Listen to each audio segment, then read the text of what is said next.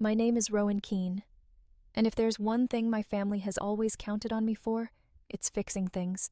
Numbers, software tax letters. No one else understands phones. They somehow manage to lock every holiday. If it's confusing and tedious, it lands in my lap. I used to believe that meant I mattered to them. That being useful meant being loved. This afternoon, I'm standing in my mother's kitchen in Portland, showing her how to set up a 2-factor authentication app on her phone. The kettle hums on the stove and steam curls toward the ceiling.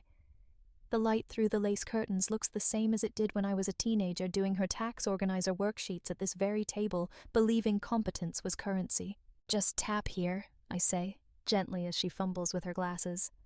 She smiles like she's grateful, like she always does, and for a split second, I feel that familiar warmth in my chest, that old reflex that says, "See, you belong. They need you." Then a banner slides across her screen. Green dot, in a circle. Don't mention it to Rowan. She won't need any of it anyway. My voice freezes mid-sentence. She doesn't notice. She's turned away to check the kettle. I stand perfectly still, staring at the glowing words like they are a crack in a foundation I didn't know I was standing on. The screen dims as if giving me time to breathe. I don't. Inner circle. Those 2 words tell me there's an outer one. And with a hollow pulse in my ears, I know exactly where I stand. Not inside, not equal, just useful. When my mother turns back, I'm smiling again, demonstrating the login screen like nothing shattered. My hands are steady. My voice is steady. But inside me, something has gone very, very still. The words from that notification echo as I drive, no music, just rain tapping steady against the glass. Portland rain never performs. It just works. I match its rhythm, patient, deliberate. Back home, the apartment hums with small sounds, the fridge clicking pipes sighing. I fill a glass with water, watching the stream ripple. I'm not sure if I'm thirsty or just stalling. I unlock my phone and open the camera, not on myself outward. I photograph the counter, the scratches, the clean edge where tile meets wood. The shutter's click feels like proof that I still know how to choose what matters. On my laptop, a new folder. Ledger. Inside it, inner circle. Inside that evidence/01. Order comforts me. It always has. I type out everything while it's still sharp, the time, the words, the lace curtains, the way I kept speaking as if nothing shifted. That, too, is evidence. A memory surfaces 16 years old sorting receipts labeled taxes, while my sisters laughed on their way out the door. I told myself I liked the quiet, that competence was enough. Maybe it was just the only lullaby I had. Rain thickens. I set my camera beside the laptop and photograph the blank document file name evidence/01MD. Proof of the act of keeping proof. This is the line I cross quietly. I stop fixing. I start recording. I save the file. A small click inside my chest answers it like a lock finding its fit. The cursor blinks. Outside, the rain writes its own ledger across the glass. I don't open the family cloud right away. The folder icon just sits there, a closed door I know too well. I make tea first. Boil. Steep. Breathe. The ritual slows me down. When I finally click, the drive opens in its tidy grid photos, tax files, college spreadsheets I built for Brianna's kids when she still called me anti-math angel. Almost every folder is mine. I organized their memories, paid for their storage. It used to feel like love. Now it feels like evidence. One folder stands out, Hale Estate 2022. My pulse stirs. Inside 2 files, M. Hale Trust Overview, .pdf and Lark Studio Proposal, PDF. The trust file is dry, blunt, to be distributed at the sole discretion of Evelyn Keene for the benefit of her children. Discretion. Meaning she can choose. Meaning she already did.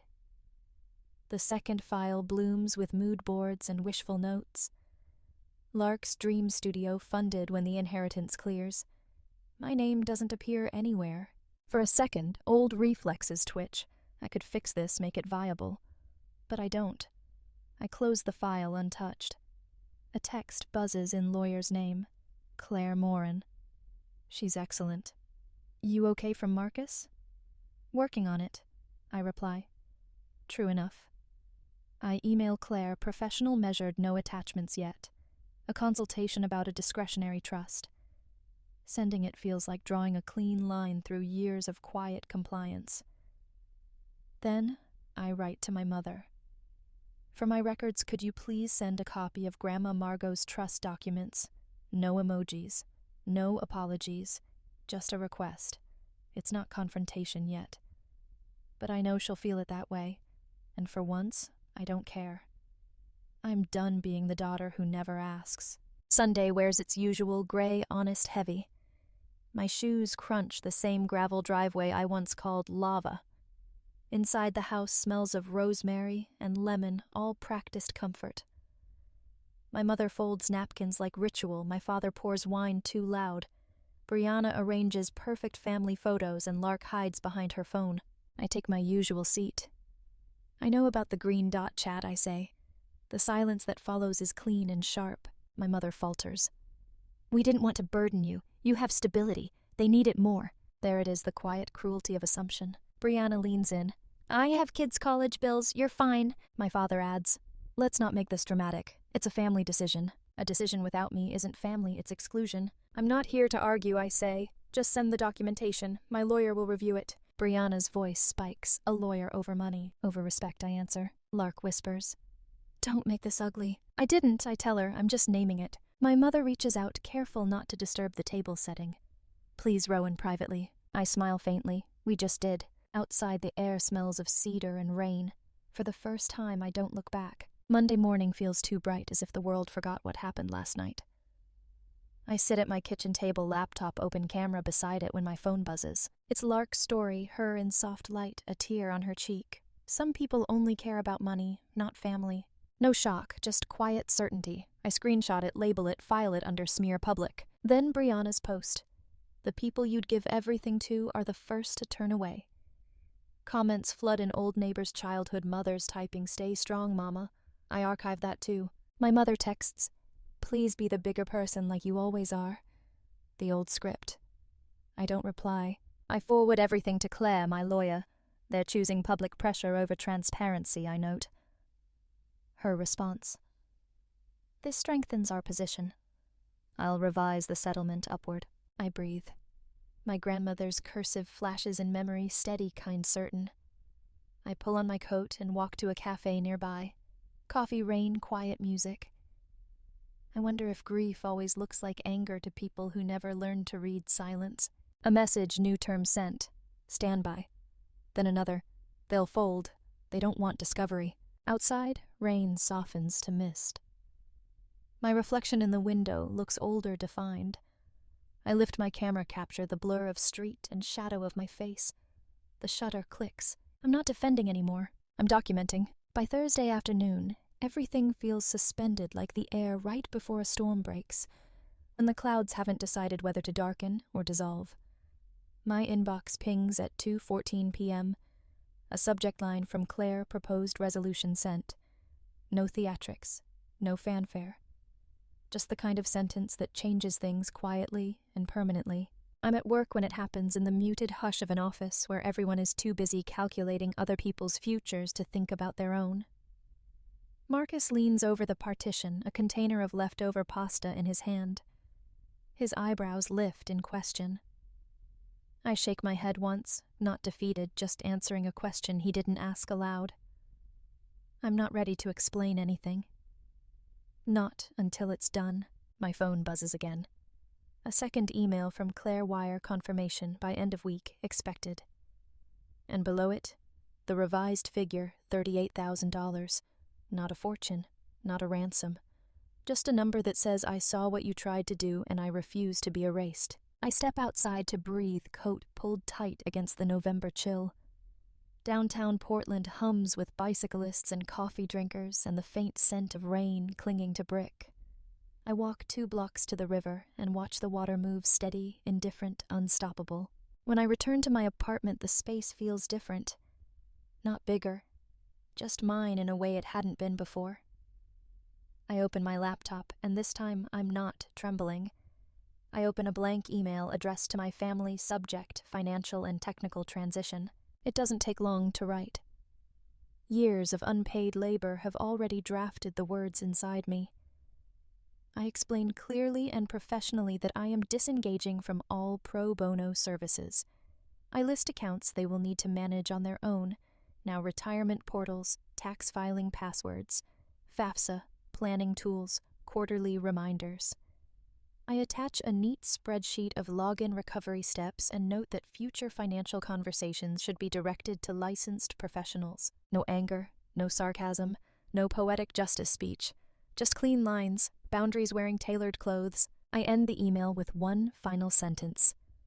Please remove me from all family shared drives and data plans within 48 hours. I hesitate over the send button, not because I doubt myself, but because I want to savor the moment before choosing me becomes history instead of intention. I click. A beat later, my phone lights up. Dad calling. Decline. Brianna calling. Decline. Lark calling. Decline. A message from my mother appears on the screen, long and frantic, full of words like heartbroken, overreacting family first. I skim only enough to understand the tone. Panic disguised as moral high ground. I set the phone face down. Instead of answering, I walk to the kitchen, pour myself a glass of water, and stand by the window while twilight folds itself across the city.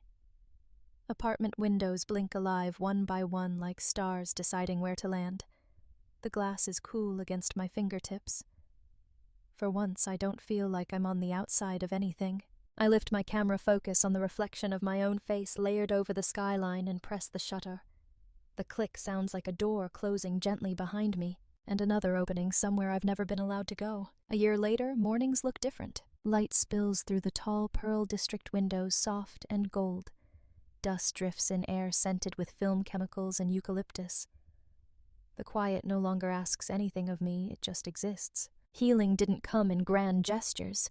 It came in inches, one boundary drawn, one invoice paid, one shoot, booked, one apology left unheard.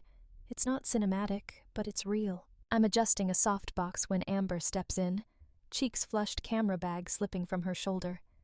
She reminds me of the girl I used to be, hungry, uncertain, too gentle with herself. My dad sent another article, she sighs.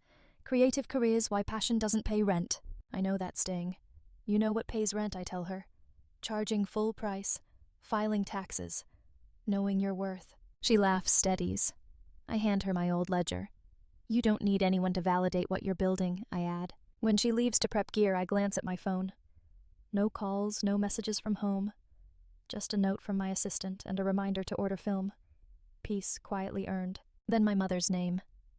Hi, honey. Drove by your studio. Proud of you. Would love to talk if you're open to it. Once that would have undone me. Now it lands softly. I type back. Thank you. I'm doing well. I wish you peace. No tremor. I set the phone down, turn toward my wall of portraits. Faces of ordinary strength, lit like prayers. Sunlight streaks across the floor, the shutter clicks. I don't need to belong anywhere else. I built a life and I'm finally living inside it. The day I signed the final release, I walked home without checking over my shoulder. The streetlights blinked on, one by one, a steady sequence I didn't orchestrate and didn't need to. In my pocket, my phone stayed silent. No emergencies to solve, no portals back to the role I used to play. The quiet felt earned. I kept thinking about the word circle and how it had once meant a boundary I couldn't cross. Now it felt like a lens. When I looked through it, the picture sharpened. I hadn't been cut out of love. I'd been mistaken for a tool. A tool can be replaced. A person, once she names her worth, cannot. I don't fantasize about apologies anymore. If they come, they can land softly and pass through. What matters is the ledger I keep, now the kind that isn't stored on any cloud drive. I balance it with different entries, mornings that start without dread, clients who respect my rate, a studio that smells like eucalyptus and film a life measured in the honest click of a shutter instead of the ping of someone else's demand. When the light hits right, I lift the camera and press my cheek to the viewfinder. For a heartbeat, I see everything at once, the kitchen with lace curtains, the rain on my old windows, the woman I used to be. Then the frame resolves, and I take the shot. I don't owe anyone proof anymore, but I keep it for myself.